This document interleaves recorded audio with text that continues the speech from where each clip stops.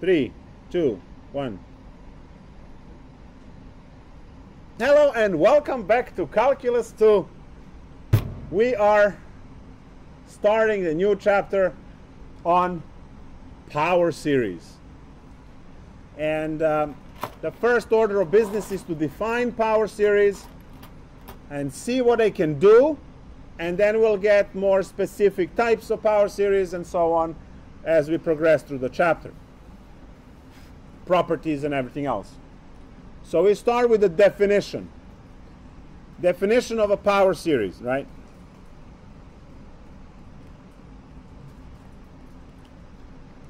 So, summation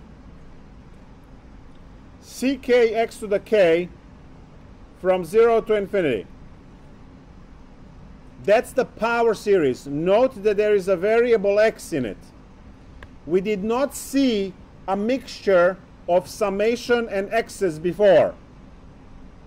We had only either n's or k's. Now, note that both x and k are present. K is the discrete variable which does the ordering and counting, and x is your good old x from your continuous world, which is the independent variable. So this contains both things. Note that this is in the form x to the power, which means x to the 0, x to the 1, x2, x3, x4, right? Which are polynomial. If I am to write this out, I will have to write c0 plus c1x plus c2x squared plus c3x cubed plus dot dot dot forever. I need you to immediately notice that this is a polynomial. It's infinite polynomial.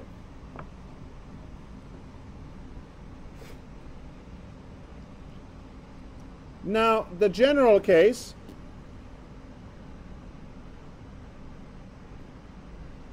and we'll later understand why we need the general case, is the summation of ck x minus a to the k. Again, from 0 to infinity. So now instead of x, you have x minus a. We say this is a power series which is centered at a. That will be clear once we start doing examples. So what do I have? I have c0, c1 x minus a,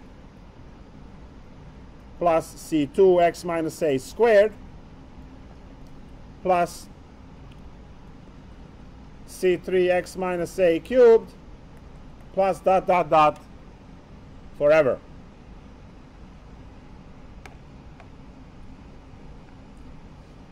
Now we say this general case centered at a.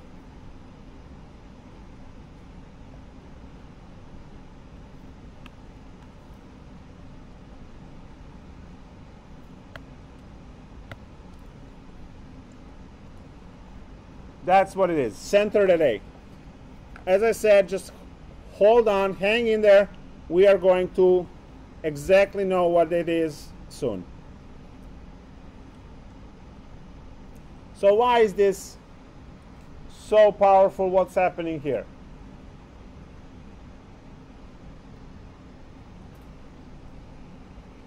You already know from Calculus 1 linear approximation, which was known as linearization, which was the tangent line problem. If you recall the Calc 1,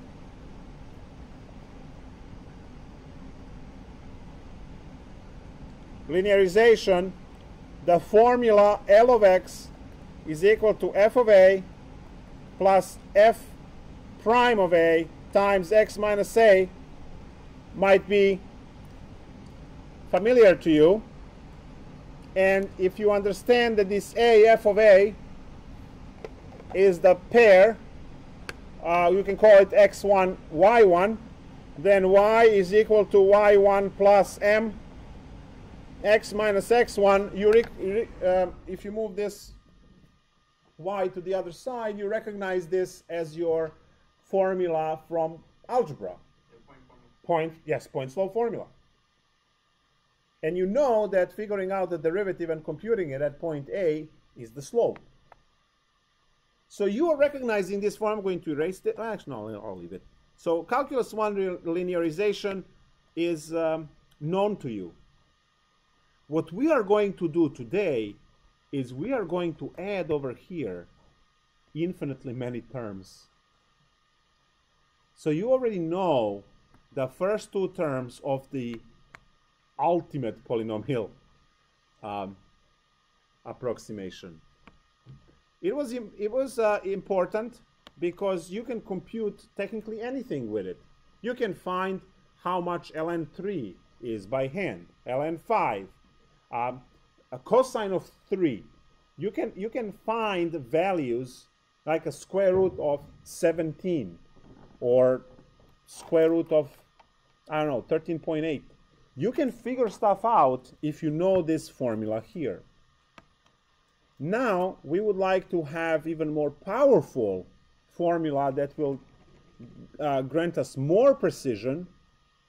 And actually, this, what we learn, will govern, we will be in charge of which precision we want, because the more term you use, the more precise your calculation is. Just like for integration, if you remember, the more rectangles, less error. The same thing is going to be here. More rectangles, more terms, less error. So we have this linearization, right, formula from Calc 1. And that was essentially the tangent line. So what was doing was, let's say you have your, let's go with the ln graph, right, which goes through 1. And you want to figure out how much is ln of 3. Right, you're asking yourself, how much is ln of 3? Well, you know that you can easily compute ln of e, which is close, right? So you make the tangent line at e, which is just before 3, and then you realize that the y value on the black function, which is the original function, and the y value on the red function, which is the tangent line, are very, very close to each other. So what I'm going to do is I'm going to use linearization formula on function f of x equals ln x, and a equals to e, and x equals to 3. So what is the L of 3? L of 3 is function computed at a, which is ln e, plus the derivative computed at a, well, that's 1 over x, so 1 over e, and then 3 minus e. See, I'm able to compute the value of this number. And the value is, ln e is 1, plus I have 3 minus e over e. Well, this is 1 plus 3 over e minus e over e is 1. These guys cancel, and I just have 3 over e. Now e is about 2.7.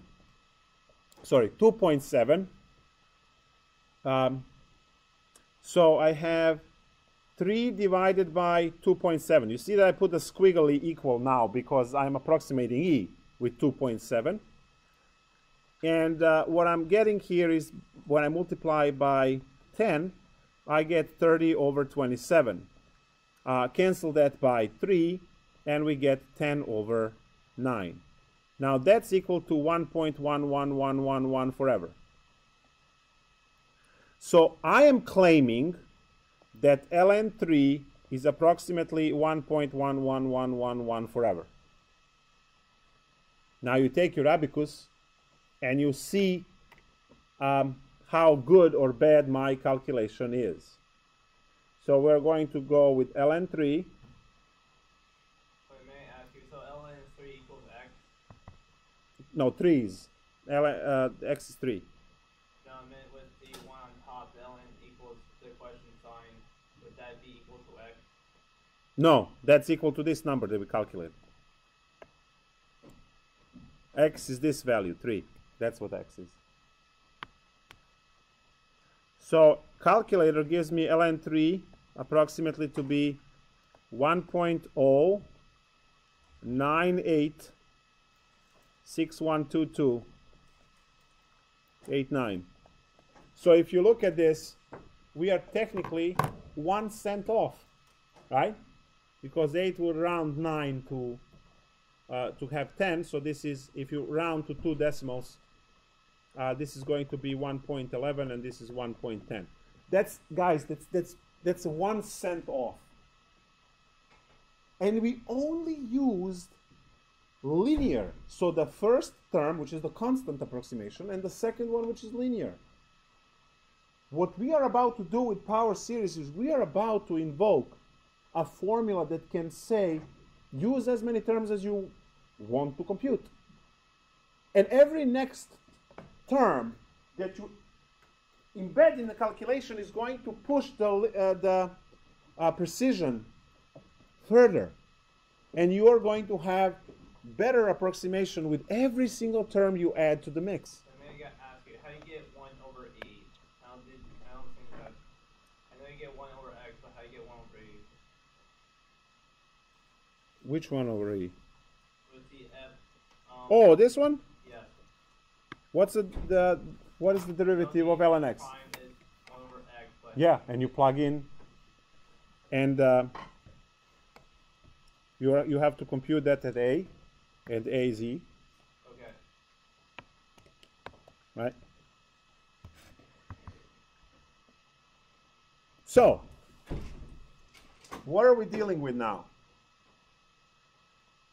We are dealing with something that I'm just going to tell you now what the formula is, and then we are going to give it a name. Now, you learn, this is why the book is a little bit silly. They give you the definition and everything, and then they make another section about it later, 9.3. So we are talking now about Taylor polynomials.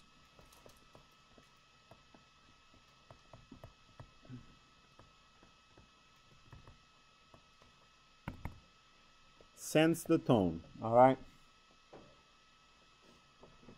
What's the history story about this? It sounds interesting. Do what, the story of this? Yes. This guy made mathematics easy forever by figuring out. Well, actually, before him, Maclaurin did general case, zero case, and then he in 1800s generalized it to any value, and technically opened doors for electrical engineering. So that's technically what happened, or technically any other engineering we have. 20th century that this was discovered. Do what? Taylor, I didn't think the word Taylor was a common name back in 1800s. Mm-hmm. All right, ready? The definition. For the Taylor polynomial is P of n of x is the summation 0 to infinity of kth derivative of f computed at a divided by k factorial of x minus a to the k. This is one of the most amazing formulas in a galaxy.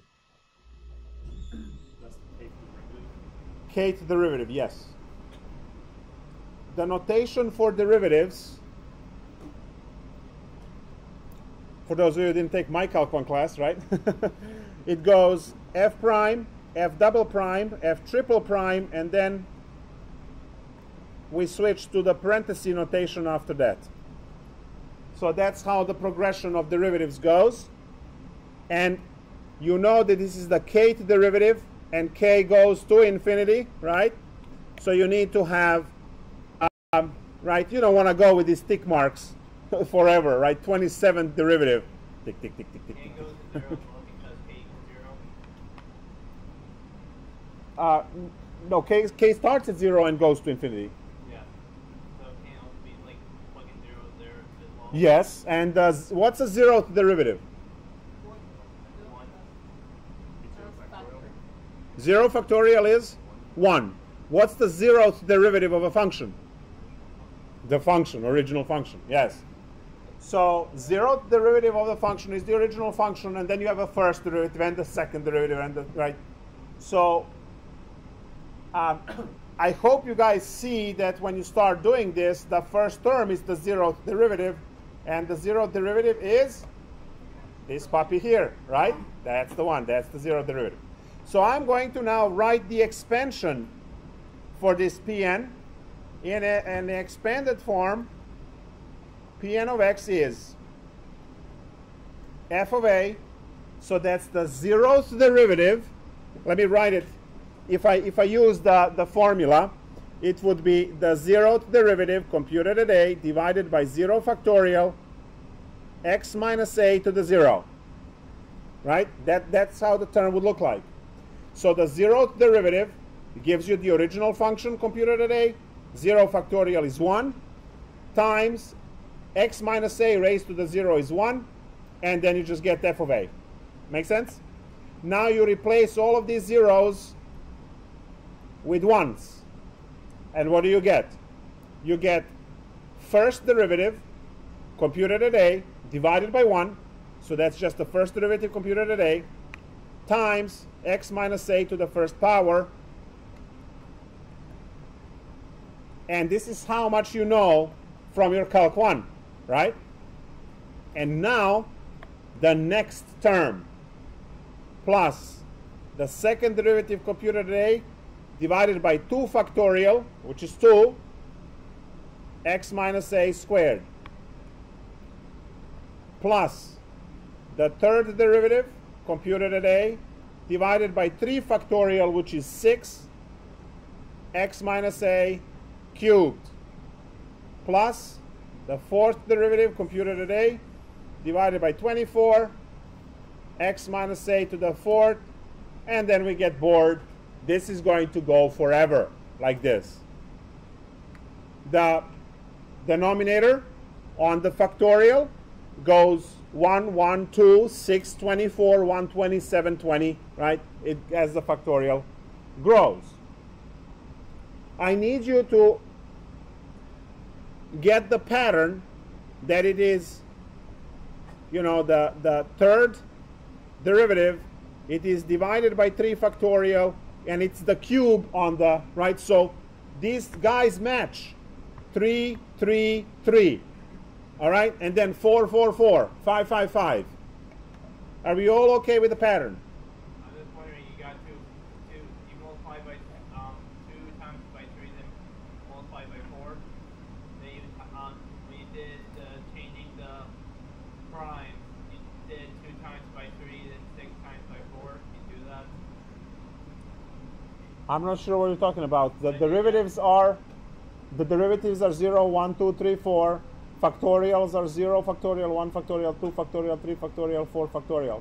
They have factorials have nothing to do with primes. They just have the same values. What do you mean? Like the derivative of f triple prime divided by 6. Do you multiply that 6 times by 4 to get to the 24? Yes, yes, because this is the 3 factorial. And this is the 4 factorial. So 4 factorial is the previous 1 times 4. Yep. Okay. So the next one is 24 times 5, 120 for the next term. Okay, good.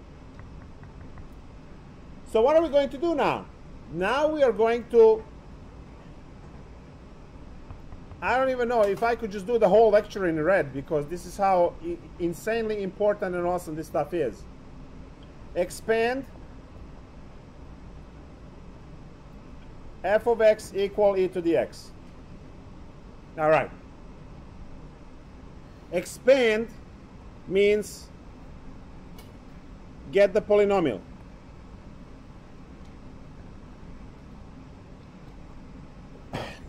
Okay,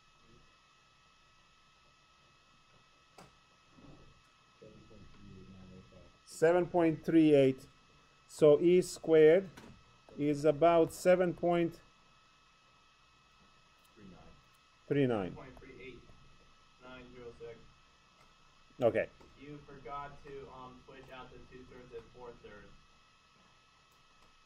What happened? 2 to the 3 over 6 is 4/3.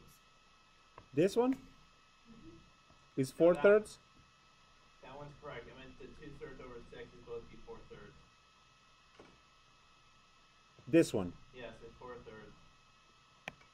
Oh yeah, this is a cube. My sloppy writing. So that's 8 sixes. Yeah, yeah, okay, that's what I made a mistake. So this is 6. So what I have here is actually 7. That's what I have. 30, 30, 30, 30, Right? Because 4 plus 2 is 6 over 3. That's a 2. So I have 7 so far. You calculate the next term, it's going to get closer to this number. You put one more term, it gets closer still. And as you can see, this is something that you can easily do on the paper. So now you can compute the values this way as well, rather than linearization, right? This can be a way to do it. But the more impressive stuff, you know, for this is that you can do this for any function out there. You can do this for pretty much any function. Now, what is this business of centered at 0, centered at, right? Well, these power series are a little bit tricky. I have to use a lot of terms to get the precision about this because I expanded about 0. You see? I expanded about 0, but I'm trying to compute 2. They are far apart. Okay? So the idea is that if you are trying to compute a value, you expand close to that value. So if I am to expand this E at 2 and then compute the value, we are going to actually get much faster convergence to a correct answer. Now, in order to understand all of these things, you actually have to graph a lot and play with this a lot, which is what I did. Because to me, this was really fascinating. We'll come back to this business. I want to discuss another thing that you've seen. You guys took physics already, at least the basic one. And you guys heard for simple harmonic motion where professor said, to make this equation easy, we replace sine x with x for small angles, right? Mainly for pendulum. You have the nonlinear equation to compute, which contains sine. To do that differential equation is just crazy. So for pendulum, right, which is some kind of thing that dangles around, you see that it can go 90 degrees, right? So this is the equilibrium state. It can go 90 degrees up, you let it go, and it should go 90 degrees, and then it should start losing, right, momentum due to gravity, and eventually stops, right? So now, this is pi over 2. Pi over 2 is 1.57. That's a lot. But the small angles, right, have pretty much the same value because it approximates, because of approximation. So that's what I want to show now. I want to expand sine x at 0. So we're doing the same problem, except now we're using sine x. So expand sine x at a equal 0. So what's happening there? We know we need a whole bunch of derivatives, right? So let's just take 4 derivatives right off the bat, because we'll do 4 terms at least, well, 5 terms with the first one. So what's f prime? What's the second? What's the third? And what's the fourth?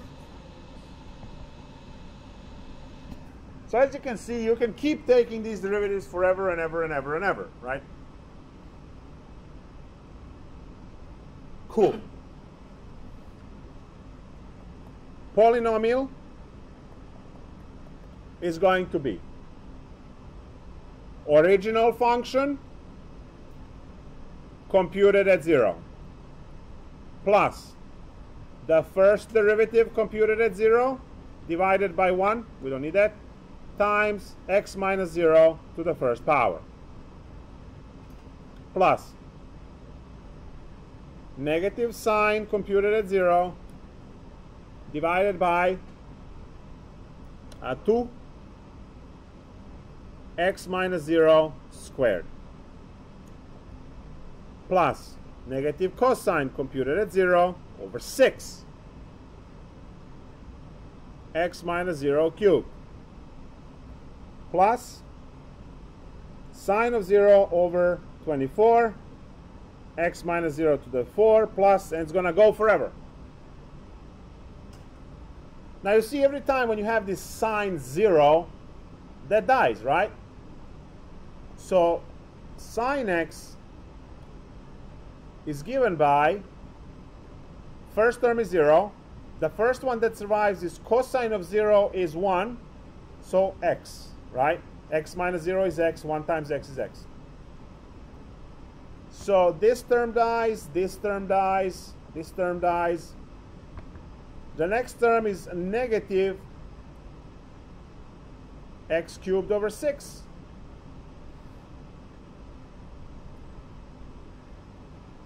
And then I will tell you, well, actually, let me write 6 as 3 factorial. It's easier. I will tell you the next terms, because if we take derivatives and stuff, it's going to just, we'll stay forever. This is very busy in writing. Next term that survives is x to the 5 over 5 factorial, then a minus x to the 7 over 7 factorial, then a plus x to the 9 over 9 factorial. Do you see the pattern here? Plus, minus, plus, minus, plus, minus, and every odd exponent.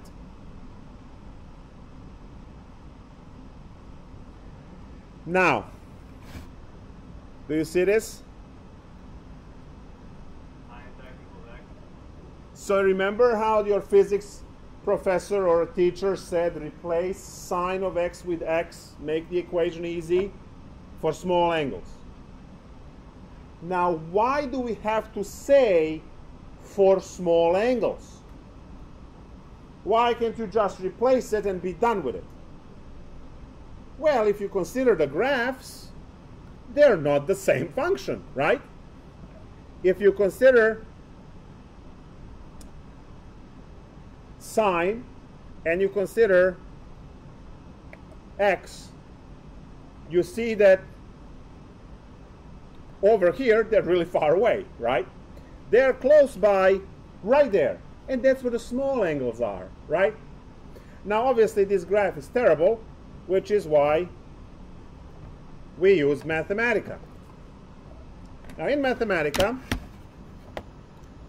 I'm going to graph a few of these things. Graph x and sine x. So I'm graphing two functions together.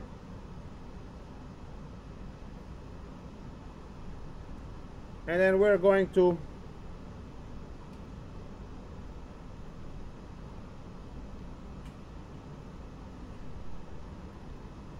do this.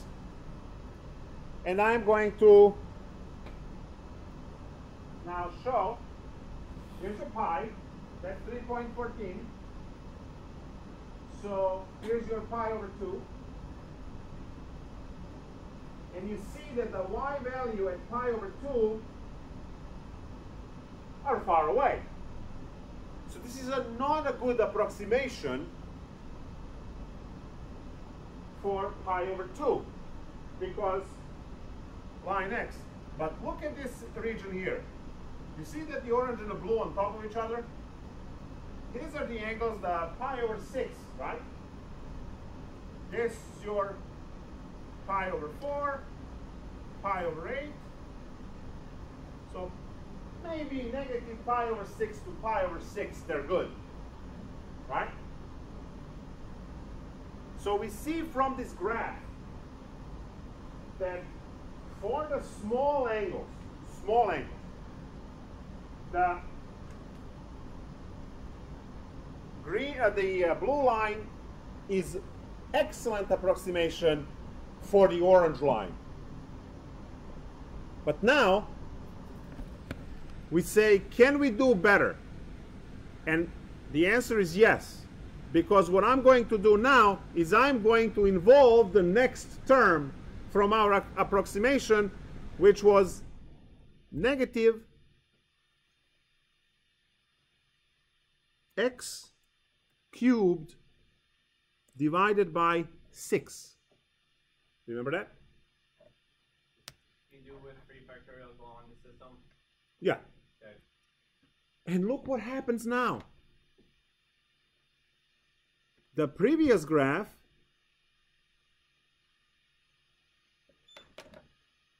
was diverging right here. But now you have this extra length when they overlap.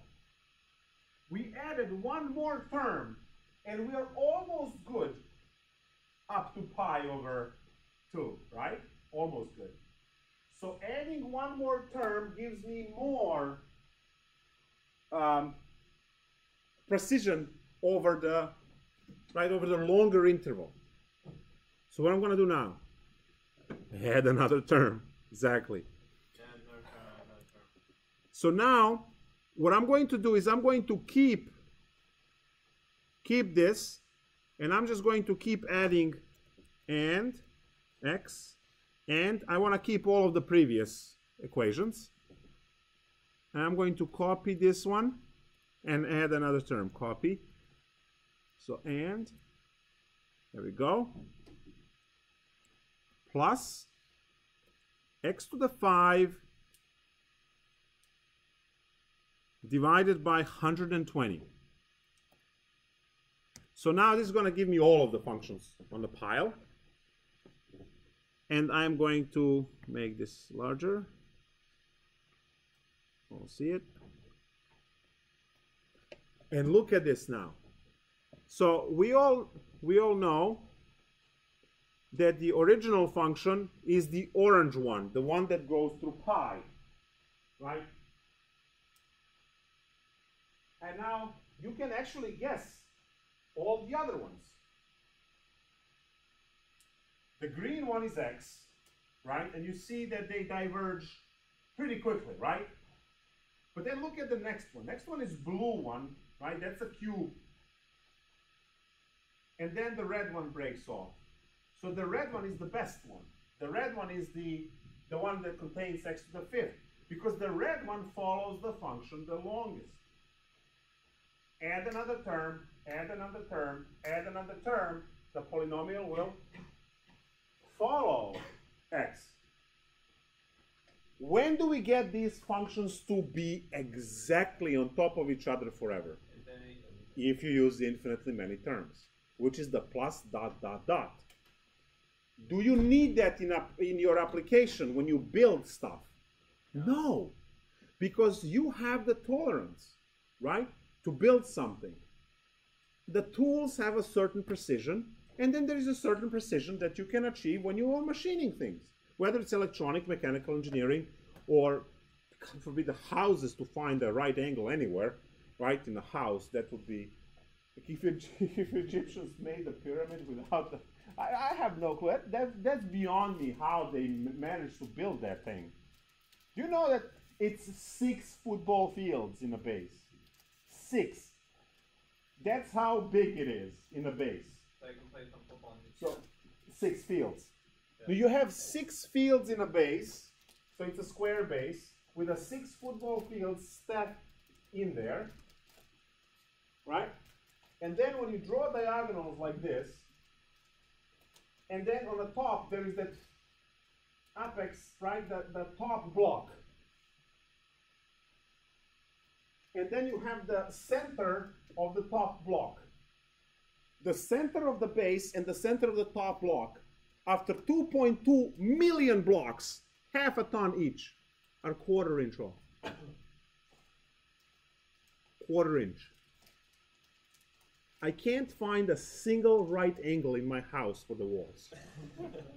With the laser precision tools and the modern stuff, right? And we have 2.2 million blocks stacked at the time when there's no pulley, there's no crane. The quarry is in Washington, D.C., 300 miles away. There's no highway to bring stuff, no trucks. They have no wheel. They did have wheels. And they say, not only that, for that, and they say, you know what they did? They rolled it on trees. It's a desert. You don't have trees.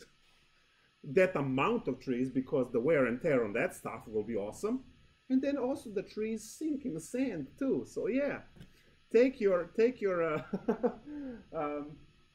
whatever ideas are and just tell it to someone who doesn't understand anything, so they can believe. But like, it's beyond me how they built this. It's just insane. It took 5 years. I don't know. The guys are moving a few blocks with all the trucks and lasers and things. They couldn't make a pyramid with 6 blocks to do something. It's like, all right. Anyway, precision. The more terms you use, the better precision you get. The next one, the next graph that I'm going to show is the exponential one, because we want to see how those look like. Now, you guys, you should do this in Mathematica for every function that you're doing, so that you can see how these things work, if you're interested in things. So here's the e to the x, and I'm going to start with 1 plus x, because it's pointless to graph 1. It's just straight line. So 1 plus x, and 1 plus x plus x squared over 2, and now I gotta copy the whole thing. I want to add another term, so I'm gonna do two more. Copy that, plus x cubed over 6, copy all of that, and plus x to the 4 divided by 24, and that should be enough. I'm just going to graph all of these functions, and when you look at this, it better look good, and it will.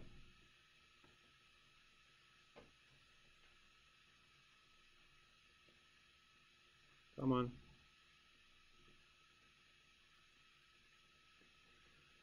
So we see the functions. We know that the blue one is the, if you look on the left hand side, the blue one is the one that behaves asymptotically to x-axis, right? So the blue one is the e to the x. We also see that the orange one is the linear straight line going through 1. And that one is not so great for the approximation. So when you're looking at this, right, you see how the higher, the more terms, right, are getting closer to the actual exponential function. Now, they are far apart. The next graph shows the pretty much same domain, right? 5, 10, but look, 200, 400, 600 on the y-axis. So you see how they actually diverge when you move far away from where you centered your calculation. So at 5, already all of the answers are really, really off, right? At 5 already. So that's why you need to center the approximation at 5. Now remember what that minus a is going to do. Shift everything 5 units to the right. And then calculations become good. So you want to approximate around the point of interest. If you need to compute 3.7, maybe you are going to approximate your function at 4 and then plug 3.7 in and get the values. So we'll deal with that when time is right. So now what you guys see in here is that as you're adding more terms, the polynomial side approximates better the original function. Note polynomial. Limits, easy. Derivatives, easy. Integration, easy. What's bad? Finding roots, right? Polynomials are atrociously bad for finding roots. But then, find roots, easy, right? Use the original function to find roots, right? So, you know, each world has its perks. Can you tell me a property of sine function that it's now apparent why it is what it is as you're looking at its polynomial expansion? A property of, well, all functions have that property, but for sine function it's a particular. What happened? Alternating? That's not what I'm looking for.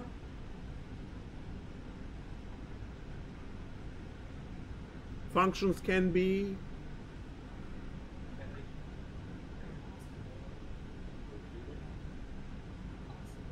no, that's what he said, but that's not what I'm looking for.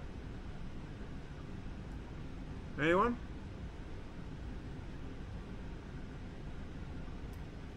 You learned that in pre-calc 1 with functions first, and then you apply it in pre-calc 2 on trig, and then we had properties in calc 1 regarding the stuff.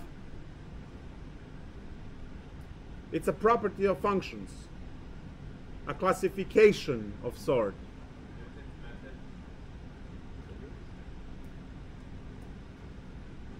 You don't have continuous in pre-calc. What could it? Nope.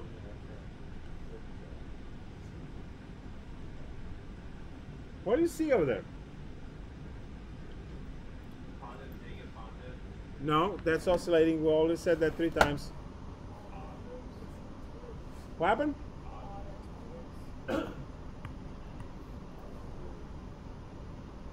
Why is the sine odd function? You were told to memorize that in pre-calc 2. Sine is the odd function because it's symmetric this way. Really? Look at the exponents in the polynomial, all odd, right? So that's the odd function.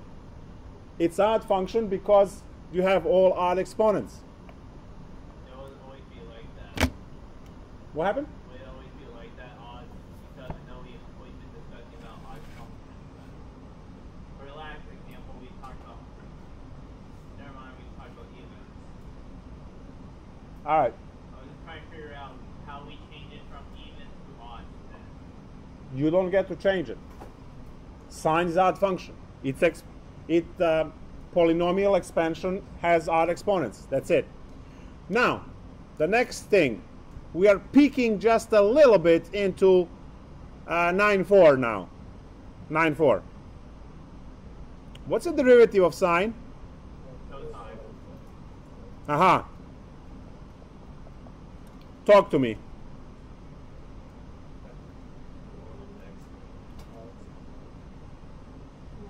One minus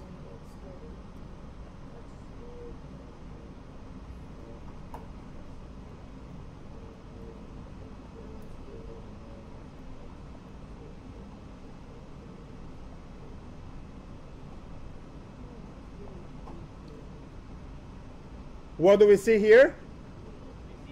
What do we know about cosine? Even function. Right? Do we see why the derivative of sine is cosine as well? Uh-huh. If you write,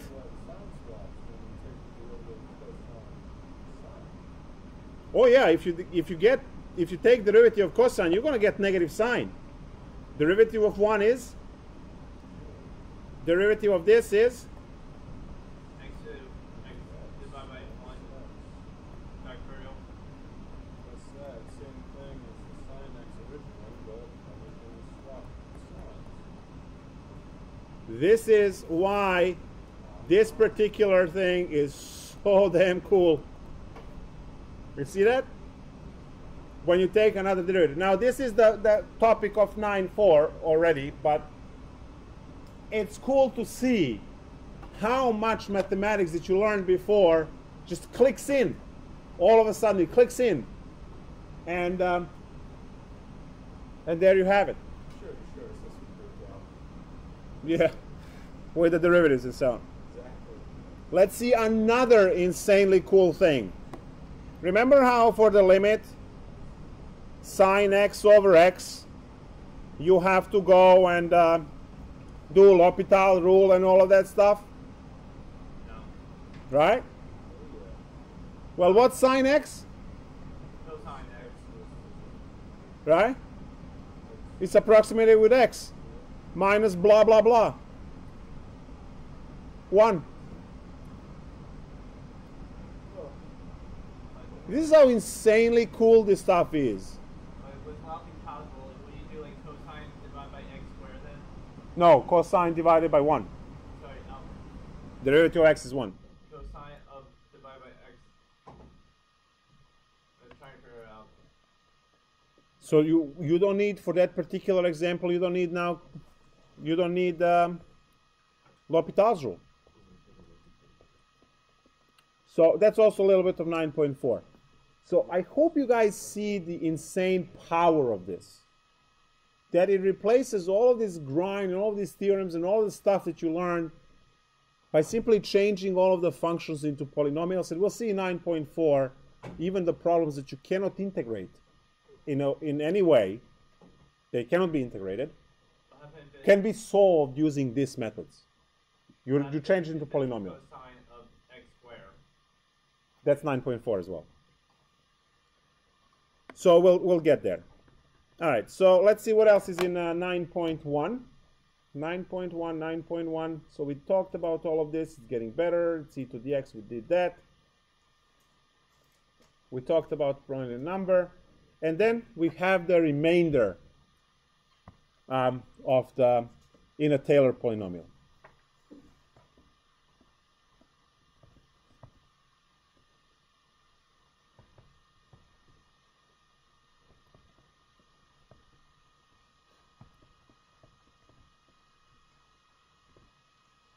Oops.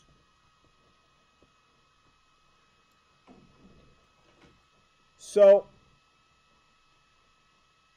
we use certain number of terms and we throw the rest away. Because only if you use infinitely many terms, the polynomial approximation is equal to your original function. But we don't do that, right? We use first 3, 4, 5 terms and we throw the rest in the garbage. So we are clearly approximating and we are creating error. How much the remainder, the error, how much error do we make? Well, it turns out that the largest chunk of the error that you make is in the first term you are throwing away. So, if you are considering f of x, and you go and you say, let me get 6 terms of the Taylor series, then most of the error will be in the 7th term. This is an example, right? because I'm using first 6 terms for approximation, then the 7th term is going to have most of the error. So all you need to do is to compute that particular term. You compute one term and you say my error is about this much. So remainder in the Taylor polynomial, the Rn of x, is going to be f of x minus Pn of x. So that's the remainder.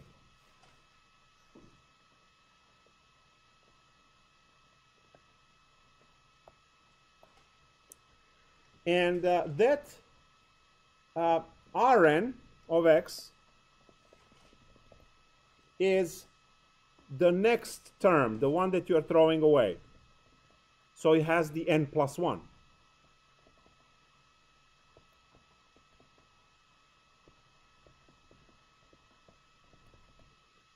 So this plus 1 is denoting the next term.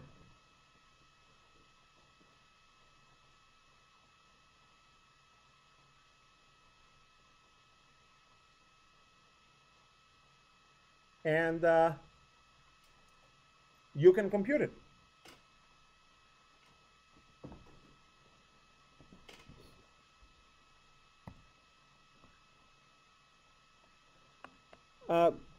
Computer science people are going to be very concerned with this.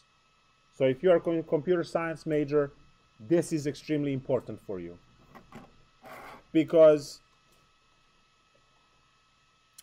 you are working with limited resources on the computer, on the machine, right? You're capped at 128-bit numbers and so on. So you have to, after a certain point, computer doesn't understand odd numbers at all. So there is a limit of whatever trillion, gazillion, I don't know where, I can compute it where, but I don't know.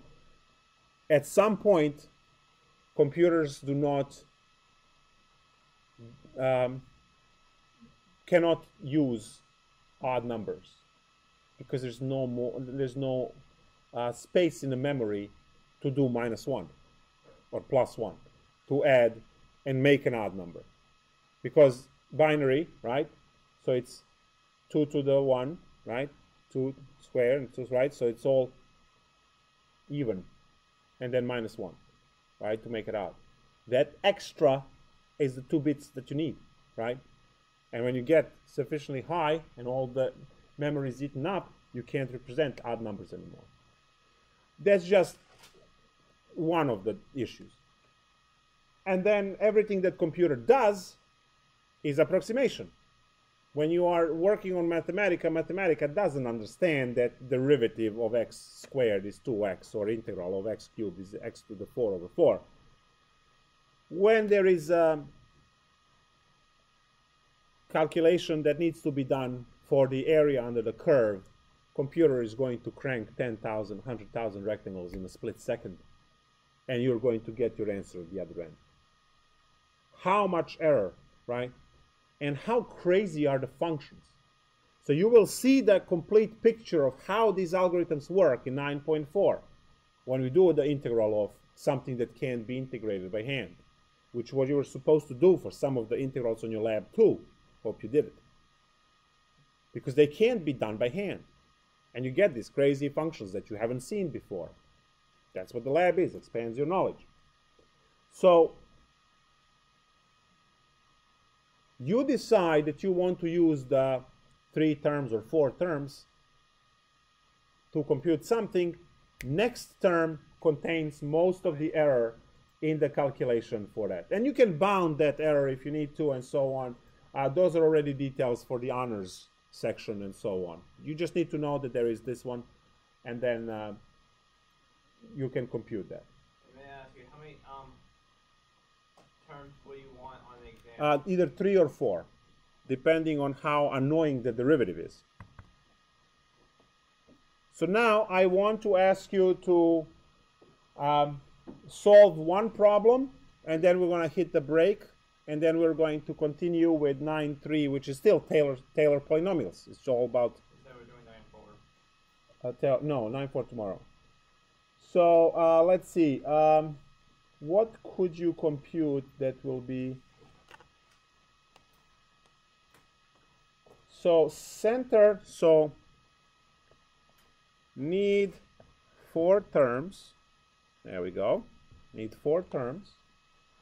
I'll find something beautiful. ln x, it's awesome.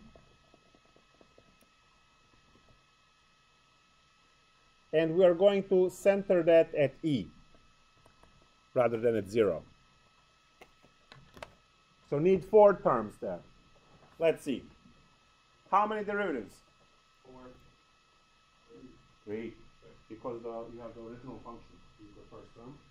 And then another 3 terms.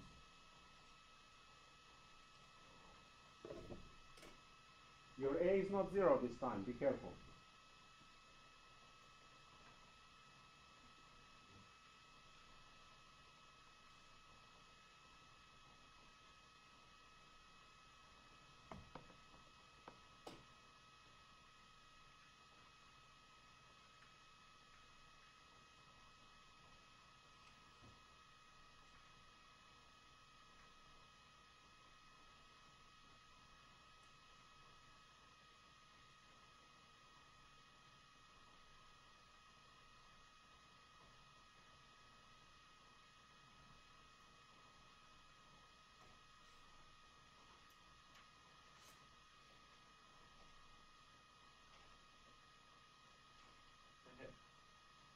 Quickly.